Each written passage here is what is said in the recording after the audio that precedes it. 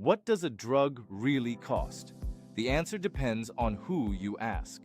In pharmaceutical pricing, one product carries multiple price tags.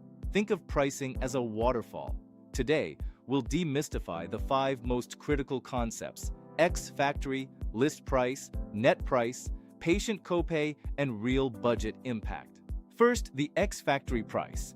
This is the price at the factory gate, representing the manufacturer's revenue before any distribution markups or taxes.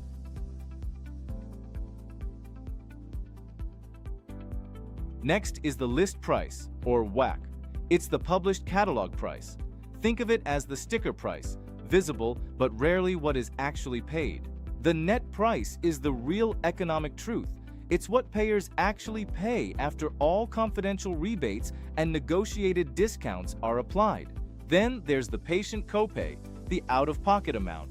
This is determined by insurance design and directly impacts whether a patient can afford their therapy. Finally, the real budget impact.